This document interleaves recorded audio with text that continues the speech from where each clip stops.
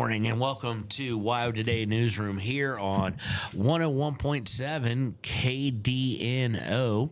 Little bit of housekeeping this morning. We are aware of the buzz that's going through. We know what the problem is. We have part on order. It's hit or miss. This morning, it's not quite as bad as it's been. So if you're listening there, we do have a fix on the way. Unfortunately, with a lot of things shipping right now, anything coming from the East Coast at all is stuck. You know, UPS and FedEx delays and things of that nature, and freight delays just because of the weather in the Midwest the past week. But Cody, the Midwest has had kind of the weather we're kind of used to in December, getting some snowfalls, getting some icy and some snow-packed roads. And, you know, we're sitting here on Thursday, December 11th, and it's going to be 60 degrees. Yeah, a lot of that's because of the wind, Kevin. A lot of wind blowing around us, a lot of high pressure coming through Wyoming, but we are hearing that we could get some snow. The mountains actually have been getting snow, and that's good news. Western Wyoming has been in the midst of about 3 days of snow. We've had about a foot to foot and a half fall up on Cody Pass. South Pass has remained clear, but down in southeastern Wyoming, they've had a lot of blowing snow. Of course, a lot of wind. We had 21 trucks counted yesterday, blew over along Interstate 80. I was leaving my house this morning. We had good wind last night. Yeah, we did. And the neighbor's trailer had blown off the blocks. Oh. And so it's sitting a little sideways this morning. So we did have some pretty good wind blowing through the valley last night. It's always good to get some wind in our valley that kind of blows the cold air out of the valley, but we just haven't experienced it this year. It's been relatively bizarre, but you know, the outlook, if you're traveling, is for continued wind.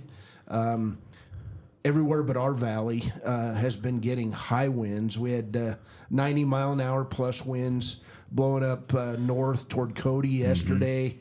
It was averaging somewhere around 50 to 60 miles an hour along Interstate 80. And again, we've got a state law in effect that requires semis and trailers under a certain weight level to not drive on the road. Now, we don't tell them not to drive on the road, but if they do get in a situation where they block the road, it's a heavy I fine. believe it's an $1,100 fine that's levied. So there are rules in place. If you're driving around a lot of trucks in high winds, be very safe and stay as far away from trucks as you can, because you'll see them start to rock, and then they can go right in front of you, and that creates an extreme safety hazard for you and your family. Well, and it's funny you mentioned that when Katie was headed back from Laramie, finished her finals up Monday morning, and she was headed back, and she counted several tipped-over trucks. The winds were kind of had her freaked out a little bit. It's her first time really driving in those, and she's got to go back again tomorrow. So, but this especially rings true. You know, pay attention to your local media. We post the wind stuff and the weather stuff, because last night when the wind was whipping, when it was really blowing pretty hard around 9-10 o'clock, I went to a what shall be unnamed, but everybody knows it. Massive weather app. We'll just leave it at that. And it said our winds were 5 to 10 with gusts to 15, and that was not the case at the time. Yeah, the most accurate place to look at weather reports is at the National Weather Service office. They have literally monitors all over the state. All these weather apps farm what they get from the Weather Service. They try to create their own forecasts. You know, there's paid services. We were under contract the last few years with Day Weather in Cheyenne, and of course they broadcast on these stations, but Day Weather does an excellent job in the state broadcasting. So just make sure you're careful where you're getting your weather information, but go to the National Weather Service's website. They don't really have an app, but if you've got good cell signal, you can get the good forecast there. And yeah, we're posting those forecasts 2 or 3 times a day on WyoToday. So good information. It's always good to be prepared and know what you're going to face, and make sure you pack winter clothes, things that you might need if you do end up stranded somewhere.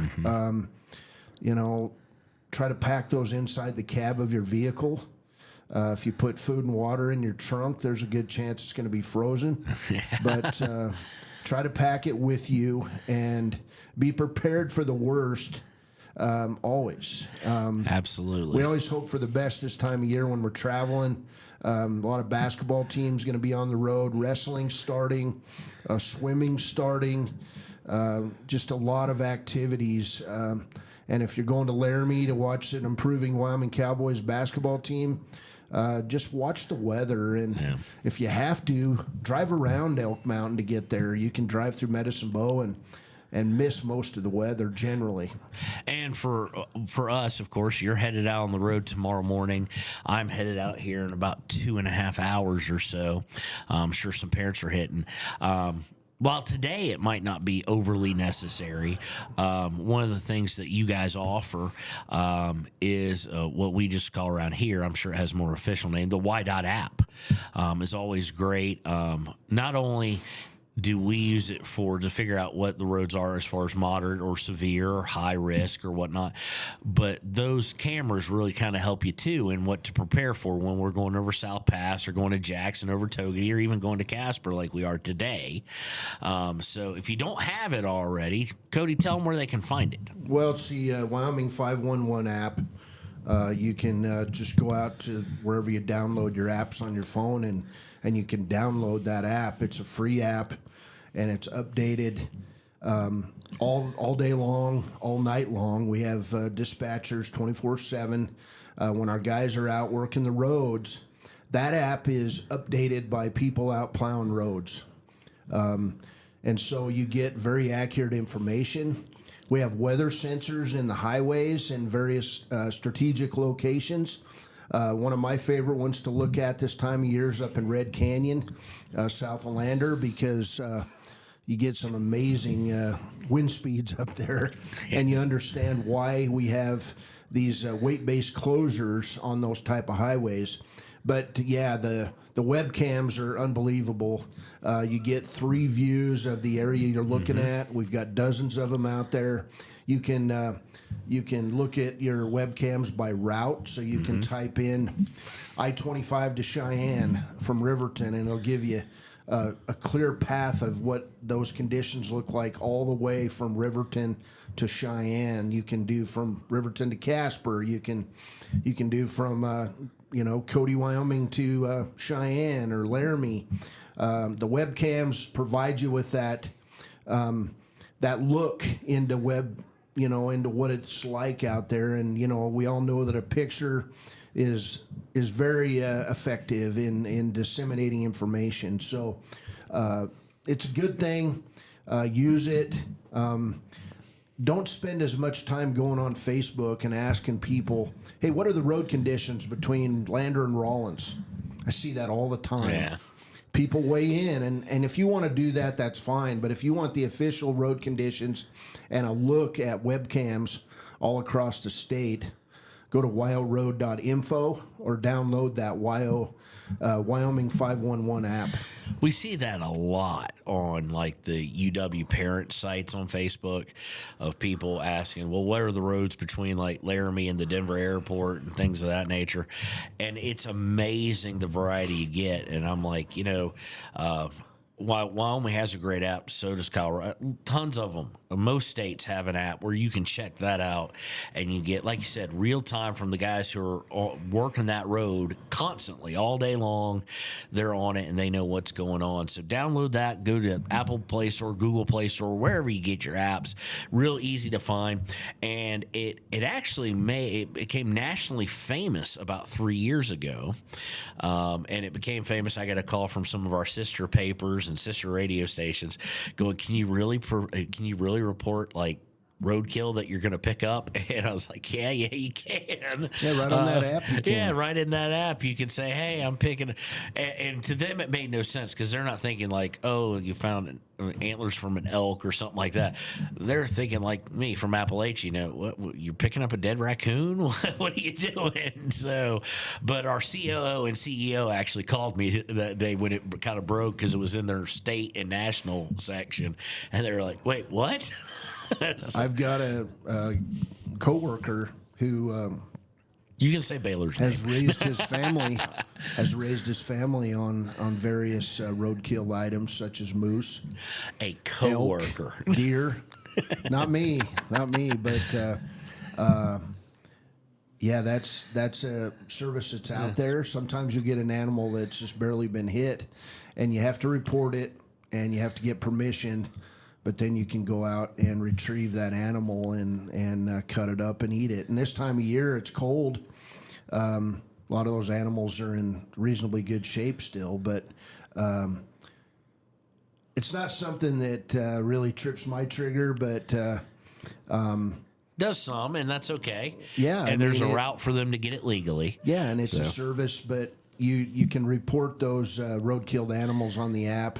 And we appreciate people who do that because it allows plenty of lead time for our maintenance crews to go out and remove those animals from the road, which do become road hazards as other predators move in and start enjoying their meal.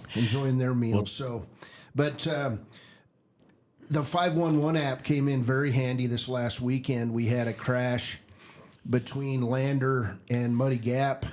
About 20 miles east of Lander on the Rollins Highway. And I got the notification at the same time it was being placed on the Wyoming 511 app, thanks to the trooper on scene. I was able to get it out onto WyoToday and also onto the WYDOT District 5 Facebook page. And that eliminated delays for some people. We had that road closed for about 4 hours. So watch that app if you're going to be traveling. Pull over on the side of the road, check it out. I wouldn't advise you to be driving down the road checking it, but always check road conditions before you travel this time of year. Yeah, and to those who, of course, that use GPS like I do, and not necessarily get to, because I know how to get to Casper and to get to where I'm going, but I'll put it on GPS just because I want the time, right? How long it's supposed to going to take me. Folks who update those with social media with bad weather, either stop doing this or have your kids stop doing this. Last week I had it constantly just for clouds. They'd be like, bad weather reported ahead. I was like, it's 55. It's not supposed to rain. There's just kind of a darkish cloud. I was like, that does not constitute a weather event yet. But anyhow, of course, now we're going to talk about something you were giving out stats, and something I hope that most people grew up with the way I did in this regard. I'm not saying my parents did better than anybody else, but I can't get in a car, Cody, without putting a seatbelt on. It's just it's instinct. It's whatever was drilled into me. It's no different than, you know, some people say if they don't wear their watch, they feel naked without it.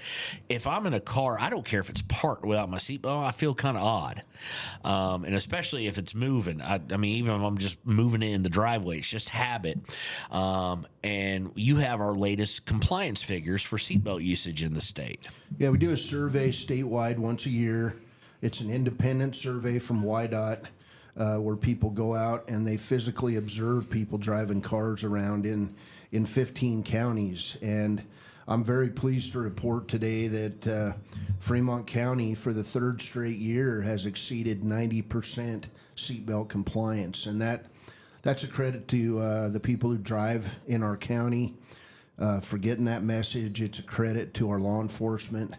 I think it's, it goes without saying that the marketing that's been done has been effective. And it's just, we're reaching a point where, your generation grew up buckled up all the time. My son's generations grew up buckling up all the time, but we still have counties in this seatbelt survey, Kevin. Fremont comes in at 93.5%. That's the highest in the survey, and these figures were released by the Wyoming Seatbelt Coalition yesterday. But Still Natrona County, 77%. Niobrara County, which is Lusk, at 72%. Uintah County, which is down in Evanston and along I-80, 64% compliant. Campbell County, 72%. The leader in the state this year is Johnson County, which is over in Buffalo, at 95%. And the goal with all these efforts going on is that we want to reach 100% statewide, but I'm very proud to say the good people in Fremont County, and it includes the Wind River Reservation, are buckling up at a rate of about 94%. And that's great news, because we have spent a lot of time trying to eliminate both alcohol-involved fatalities and just fatalities in general in our county, which this county was a hot spot for many years. And the efforts by the Fremont County DUI Task Force, by law enforcement, bottom line, by the citizens involved to be safer drivers, has just been outstanding. And I just want to say thank you to all the residents of Fremont County. It's just a fabulous thing to report, and we're going to be letting people know how much we appreciate their efforts over the next couple months with some thank you type stuff. But nice. Buckle up every time, every ride. Doesn't matter how far you're going. Most crashes occur within a mile of your home. So every time you climb in that vehicle, buckle that seatbelt, because it gives you your best chance to survive a crash. Your vehicles are made to save you if you stay in that seat. And I'm just so proud to report that Fremont County's doing its job in that area. Well, and a lot of people question, I don't believe that wrecks happen within a mile. One of the reasons they do, what they explained to us in like driver's ed, and we've ran ads about it before in other states and here as well, is that within that mile two of your home, you're your most comfortable, you're your most relaxed, and a lot of times a little vigilant, shall we say, wanes, and you tend to rolling stop something or something like that. But to the 7% here to the 20+%, and you said Niobrara County and other places, there is no debate here, because I'd be willing to debate them on air for it. There is no debate where you can say, well, there's an advantage to not wearing the seatbelt. There's not. There's zero. There's none. Outside of maybe something really rare, it's a convenience thing, or you just don't like the way it feels, or things of that nature. But like you said, the difference, you're gonna feel a whole lot worse flying through a windshield than just getting a little bruise right here when you hit, or a big bruise even. It's better to be able to have the doctor going, hey, we're going to give you something for the pain, or we're going to just stitch up your shoulder, versus you're dead on the side of the road. So buckle up, guys. And especially those who are headed down to all the basketball games this weekend, buckle up. That kind of leads us right into, because you'd mentioned some other things, holiday driving, which lends itself to, you got all the kids in the back. Are we there yet? Are we there yet? So some distracted driving, but also it's the time of year when people like to have a cocktail or two, or a couple beers, or things of that nature, and DUI can become an even bigger concern, just because some people who maybe don't necessarily usually drink and then get behind the road to drive home from grandma's may have a drink or two. Well, and we have a great group here in Fremont County, WRTA, Wind River Transit Authority, does a great job with their Safe Ride program. You can give them a call and get a safe ride. I purposely post the WRTA fax and the number to call probably 5 or 6 times a month on WyoToday, because it's really that important. You should put that phone number in your phone. You don't have to be drunk to take a ride. If you want to go somewhere on a Friday or Saturday, they'll give you a ride and they'll come pick you up and take you home. So, but if you're going to enjoy the holidays, this is a time when people are getting together with friends. They're celebrating. It's cold at night. You go, watch a band play or a comedy show or whatever you do. And if you just want to visit, everybody's going to enjoy themselves and probably have a drink or two, but have a plan for that night. Designate a sober driver and take care of each other out there on the road. But again, WRTA is available, and you can give them a call. They'll give you a safe ride. It's just a fantastic service that is provided in this county, because you'd rather get a ride from WRTA than a ride from the car with the flashing lights on top of the roof. And what I'm talking about is law enforcement, and I'm also talking about ambulance. And you'd rather not be in a hearse, too. Exactly. I mean, save your own life, save the life of others, and take care of each other out there on our highways. And I think one of the things too that, and if not just for yourself, if you're that selfish, and I'll be the first one to say it, if it turns off a listener, it turns off a listener. I have no respect for DUI. I just don't. For anybody, there's no just, it was accidental, in my opinion. It was a conscious choice made. Was a mistake? Yes, but it was a choice. And just keep in mind what that does if you were to die, or someone you hit were to die, what that ripple effect is for families when the holidays roll around each year and they lost a mom or a dad, or you pass away. The holidays are never the same. You see that even when someone dies of natural causes around the 25th of December, around Thanksgiving. The holidays become a very somber thing. So keep in mind, your decision doesn't just affect you. It doesn't just affect the person you might hit.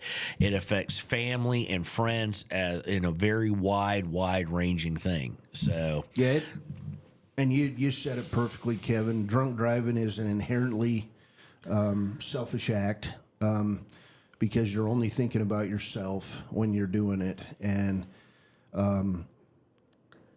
let's set an example for our young people, and remember to never ever drink and drive. I mean, have a plan, designate that sober driver, or call WRTA. It's so simple to have a great time. If you want to fall down drunk, hey, that's your right. That's your privilege as an American, but have a plan to get home safely. Don't put other lives in danger because of your decision to drink excessively. Absolutely. It's a decision made, and people want to blame everything in their brother for their decisions nowadays, but it's a conscious choice. It was a conscious choice when you left the house. People say, well, I was drunk, so I didn't know better.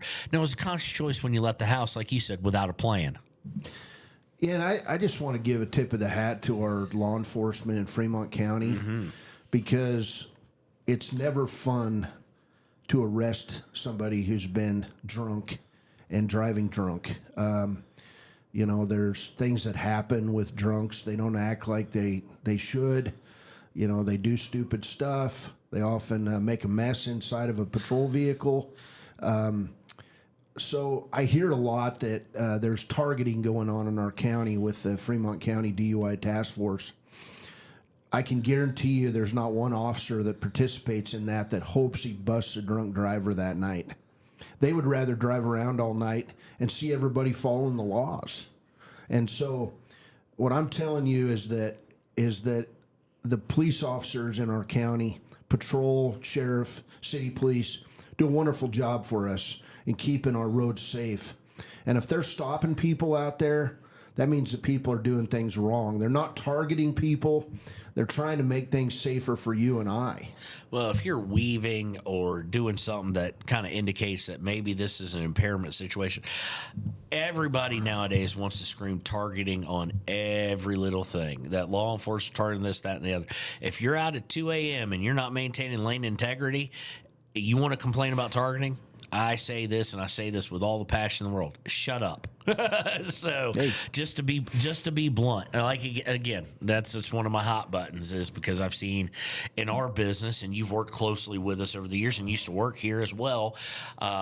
In a full-time capacity, we've seen too many and covered throughout our careers, too many people who lost a dad, who lost a mom, who lost a young kid. And it's just, I don't have any sympathy for they targeted me for it. Well, were you drinking? Yeah, well then, there you go. Maybe you did something that drew their suspicion. Of course you did. Yes. Of course you did. So anyway, let's move on to something we don't have. And oddly enough, in the 10-day forecast, we don't have a lot of it, at least here in Riverton.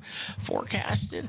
But tell us a little bit about, because, when people are driving out there in the winter roads and they're out plowing, people are always going to, well, they didn't hit this road or they haven't hit this road or yet. Here in Riverton, Federal's going to usually get taken care of by the city, or you guys, Maine is going to get taken care of, and then Sunset because of the school and the hospital and things of that nature. But what can you tell us about how are the roads prioritized for plowing when we get snowstorms like we did, say, 3 years ago, when we were getting a foot at a time, it seemed? Well, first things first. In the city of Riverton, even on Main and Federal, the city of Riverton does the snow control. Same thing in Lander. The city of Lander does snow control within the city limits. I get a lot of calls about snow removal in town and not trying to pass the buck, but that's who takes care of the in-town roads in our two biggest communities. Now, over in Shoshone, with lower population, we plow the roads through town. We do the same thing in Hudson. We do the same thing in Du Bois. So what I would tell you is that out on the highways, we're always plowing the school bus routes first. Yeah. It doesn't matter how busy a road is, traffic-wise. If you've got kids living out there, we go to that house, the last house on the road, and we turn around and come back. We do that twice a day when we have a lot of snow. Now, secondly, we have snowplow priorities, because all those yellow trucks out there, they're burning state tax dollars. And so we have to set up priorities to make sure that we're plowing the roads with the most traffic, the most and first. And that means roads between Lander and Riverton, between Lander and Shoshone, between Riverton and Kinnear. Those are higher priority roads for us. The one road that we take more comments on from anybody is Wyoming Highway 135, the road that goes out through Sand Draw, that links Riverton with Point South. Unfortunately, that's considered a low priority road. So we plow that road from 8 a.m. to 5 p.m. every day, and we have signs out there, and we just recently put orange flags on those white and black signs designating that, so that people understand that if you decide to take that road during a snowstorm at night, you may have a long night if our guys aren't able to get out there, because they're plowing, again, the high priority roads around our communities. We are going to, Mike Haichu, our area maintenance supervisor, and I are going to go to the Jeffrey City Fire Hall tonight, and we're going to answer questions about those snowplow priorities, because there continues to be answers or questions out there. One, we don't not plow roads because we don't like economic development. We understand that people drive Sand Draw Road to get to and from oil fields, to get to and from work, to get to and from locations. But we have to Just plow. a numbers game. It is, and we have to plow those high use roads first and most often. We do get to those roads later on if we have a big storm. We haven't had any of that this year. But if you want to go to WYDOT's District 5 Facebook page, I posted a pretty good explanation of that. I also shared it over on WyoToday, because that's a road that gets talked about a lot, because it is the quickest way to Point South. Yeah. It's the quickest way to Jeffrey City. It's the quickest way to a lot of oil and gas fields. Rollins. But in a storm event, just know that a higher priority road is US 287 between Lander and Muddy Gap. So if you have to drive to Lander on a good plowed road to get on US 287 to get to Muddy Gap, that's the snowplow priority, and we have to do that because our funds for snow removal are limited. Yeah. One of the questions we sometimes get, Cody, is, like you said, with 135, the road that, for us, because of football and basketball, we consider it's the road to Rollins. That's the way we go. Why is that low priority when it's versus, like, what's the difference in priority between it and, like, South Pass? Well, 287 and the road over South Pass are what's designated part of the National Highway System. Okay. And those roads were originally built back in the day, way before our day, to get people to Yellowstone National Park. That's why the roads came to this part of the state, was all roads lead to Yellowstone. Sand Draw Road, if people remember this, back in the early 80s, was still a gravel road. It was a road that a lot of people used to get to Riverton, but it was hard pack, gravel, mud, the whole deal. And you used to have to come off Cedar Rim, which people call Beaver Rim, but it's actually Cedar Rim. You had to come off of there on a dirt road and come to Riverton.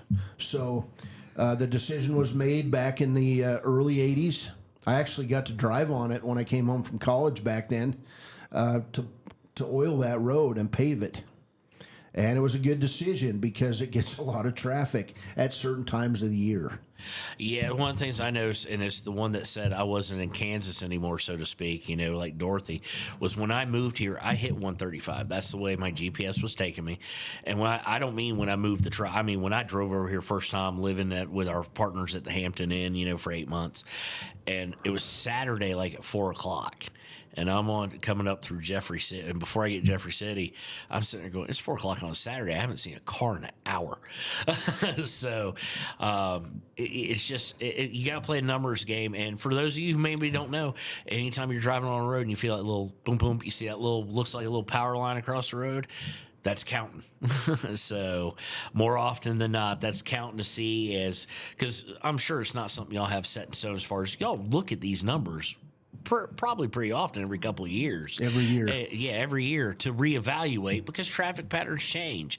If certain things economically happen down towards Jeffrey City in the next 5-10 years, holy cow, things are going to probably change. 135 becomes a higher priority because of how much traffic we'll have at that Uranium point. would completely change the way that we plow our roads. So would nickel. So would precious metals in general. Precious metals. No doubt. Wink, wink. So anyway, we want to thank Cody Beers for joining us here on WyoToday Newsroom and letting us know. And just because we haven't had any winter weather yet, it's Wyoming. It could happen at any time. And it can happen a lot of times when it's forecast to be next to nothing. So just depends on how weather systems stall and how they're moving. So we want to thank him for joining us and all the crew over at WYDOT. Special thanks to the plow drivers, the guys who work on the roads, as well as law enforcement, like you said. This has been Kevin Shields. Sarah, we'll see you on Monday. Of course, tomorrow, WyoToday Sports Live here on 101.7 KDNO.